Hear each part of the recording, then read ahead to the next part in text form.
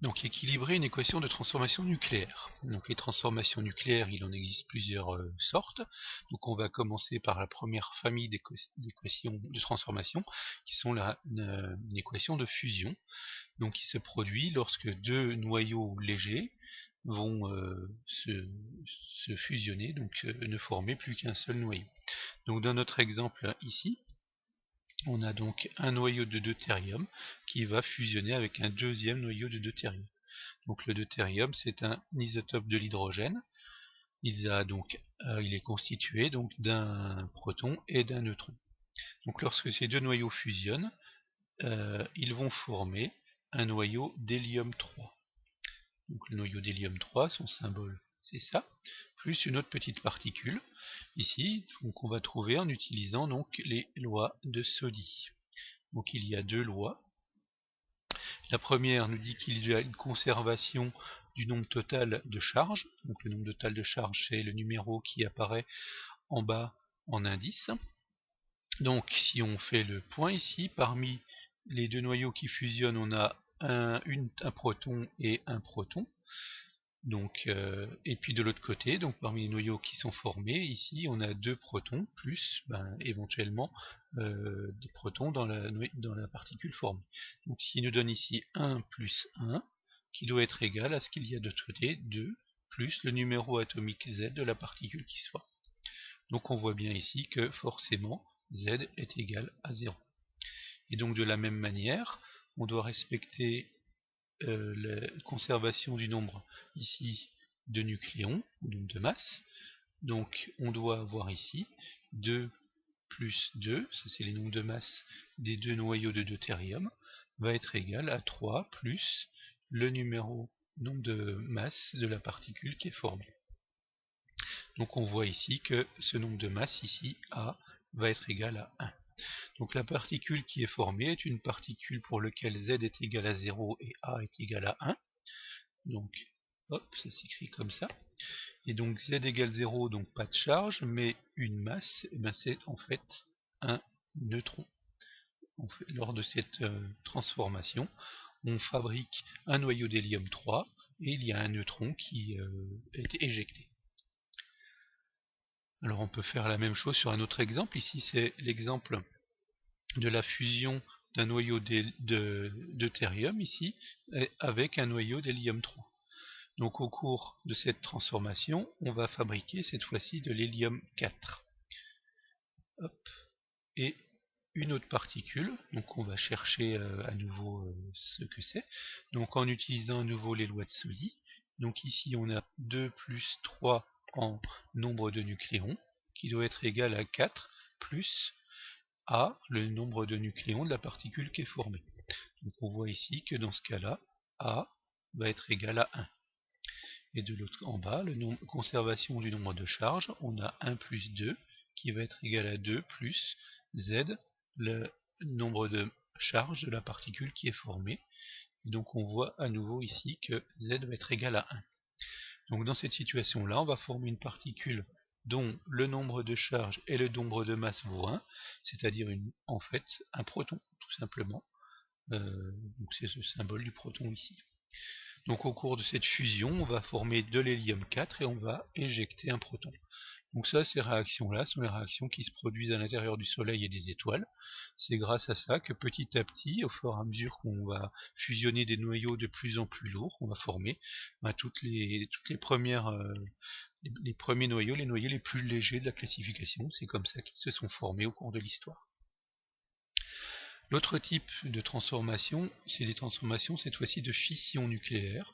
Donc ce sont les réactions qui se passent en gros dans les centrales nucléaires. Donc ici vous avez l'exemple, donc dans les centrales, on a donc un noyau d'uranium 235 que l'on va bombarder ici avec un noyau, avec un neutron.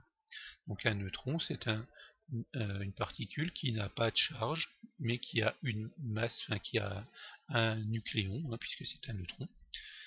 Donc au cours de cette transformation, on va scinder, on va couper le noyau d'uranium en deux noyaux plus petits. Le premier ici, celui qui est donné là, c'est du krypton. et puis on va former un autre noyau, et au cours de cette réaction, il y a 3 neutrons qui sont éjectés. Donc les lois sont les mêmes, les lois de Soddy sont respectées aussi ici. Donc si on fait le point, on a 235 nucléons dans l'uranium, plus 1 dans le neutron qui vient le frapper, et donc on va en retrouver 93 dans le krypton, plus A, ce qu'on va chercher dans l'autre noyau qui est formé, et puis on forme 3 neutrons, donc 3 fois un nucléon. Donc si vous faites le point, le calcul, on trouve ici que la particule qui est le noyau qui est formé ici va avoir un nombre de masse ou un nombre de nucléons A qui va être égal à 140. Et puis on peut faire le point avec les protons. Donc on a 92 protons dans l'uranium, plus 0 dans le neutron.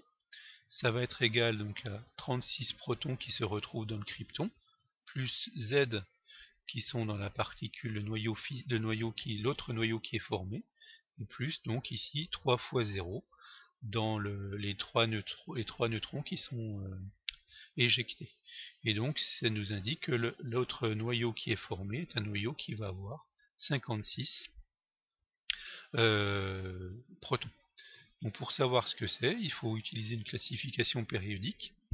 Et un noyau qui a 56 protons, c'est le noyau ici qu'on trouve dans la 56e case ici, et donc c'est un noyau de barium. On peut donc compléter l'équation qui était incomplète. Le noyau qui est formé ici, c'est du barium, qui est formé avec le krypton.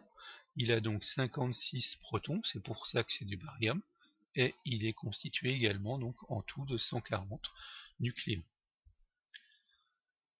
Et puis il existe enfin d'autres types d'équations nucléaires, ce sont des équations de désintégration, c'est-à-dire c'est des noyaux qui sont instables, et puis qui pour différentes raisons, parce qu'ils sont trop lourds, parce qu'ils ont trop de protons, parce qu'ils ont trop de neutrons, vont se désintégrer, vont éjecter du noyau une toute petite particule.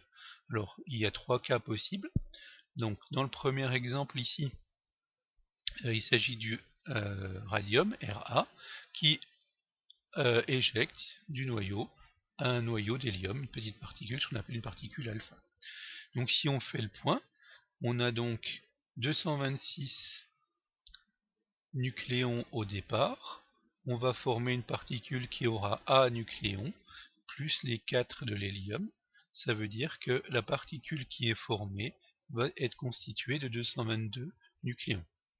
Et puis on a 88 protons dans le radium, on va former une particule qui aura Z protons, plus les 2 qu'il y a dans l'hélium. Ça veut dire que la particule qui est formée est une particule dont le numéro atomique, le nombre de protons, est égal à 86. Donc à nouveau, pour savoir ce que c'est, il faut aller dans la classification périodique, et le noyau qui a 86, pardon, ça c'est le radium 88, et donc à 86 protons, c'est du radon ici, Rn. Donc la particule, le noyau qui est formé, est un noyau qui a 86 protons. Ce noyau est donc forcément du radon Rn, et il a 222 nucléons. Un autre exemple ici, c'est pour le cobalt 60. Donc le cobalt 60 se désintègre en émettant une petite particule ici. Donc en fait ici, ça, c'est un électron, puisque en fait, il a une charge négative, moins 1, et il n'a pas de masse quasiment par rapport aux autres. Donc, les lois de Soddy nous disent qu'on a 60 nucléons au départ, on forme un noyau qui va avoir A nucléons plus 0 dans l'électron, donc là c'est assez simple, A est forcément égal à 60. Et on forme un noyau qui, à partir d'un noyau qui a 27 protons dans le cobalt, on va former un noyau qui en a Z, moins 1 pour l'électron, ce qui veut dire qu'on va former un noyau qui a 28 protons. Alors, pour savoir ce que c'est que ce noyau qui a 28 protons, il faut revenir dans une classification, et donc il s'agit ici du 28e, c'est-à-dire du nickel. Donc on peut compléter la classification. Lors de cette désintégration, on forme du nickel puisque c'est un noyau avec 28 protons et qui a en tout 60, c'est du nickel 60. Et pour terminer, un autre exemple, ici, on peut d'autres types de désintégration, ici où on forme une particule un peu bizarre qui n'a pas de masse, qui n'a pas un nombre de masse qui est nul, mais qui a un nombre de charges positives, c'est un électron positif, si on peut dire, ce qu'on appelle un positron. Donc au cours de cette désintégration, on a 13 protons, on a 13 nucléons au départ, on va former donc un noyau qui a A plus 0, c'est-à-dire donc 13 nucléons, et on a 7 protons dans le noyau de départ, on va former un noyau qui a Z protons plus un nombre de charges qui est égal à 1, ce qui veut dire Z est égal à 6. Et donc Z est égal à 6, si on regarde dans la classification, mais celui-là vous le connaissez normalement, c'est du carbone. On forme ici en fait un noyau de carbone 13.